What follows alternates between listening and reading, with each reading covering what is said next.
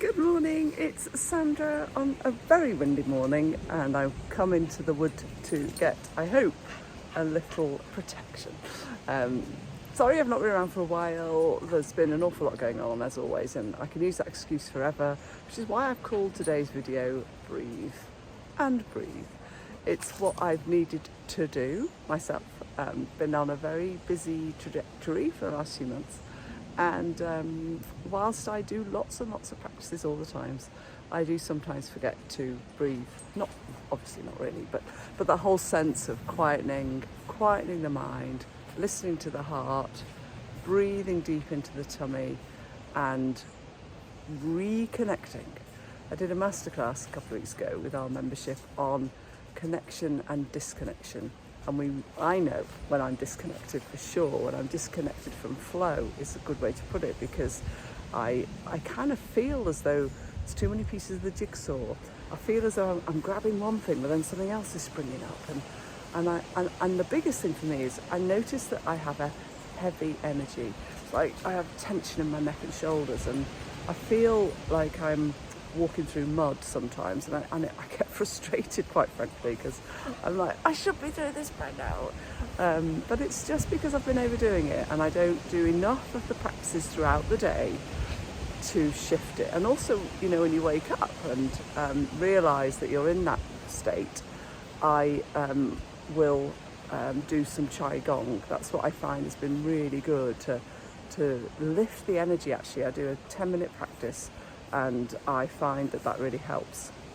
But then it can drop again during the day, especially if I'm back-to-back calls, meetings, and I don't move my bum off my chair to go and kind of just do the things I know work, like walking around where I live. I live in a beautiful part of the world, and as soon as I step out and I'm in nature and I'm walking to the fields and up the hills, I feel a lightness come back through. It's like I'm washed with this lovely warmth throughout my body, you know, and it's a great feeling.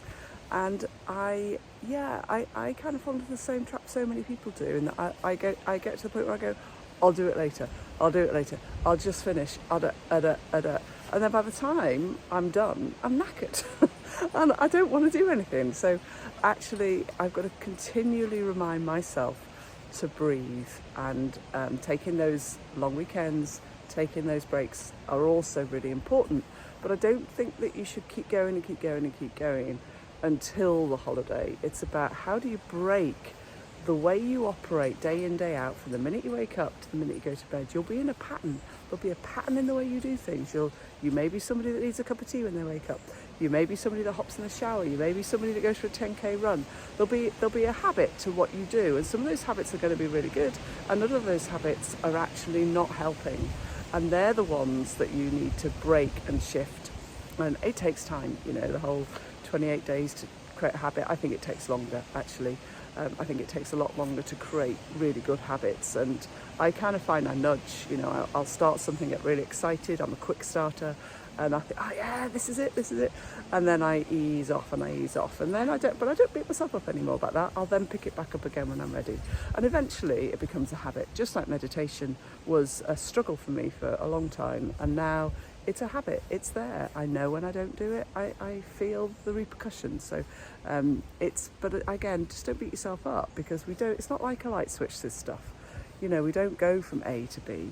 We have to recondition, refine who we are. We have to reconnect with everything that's important.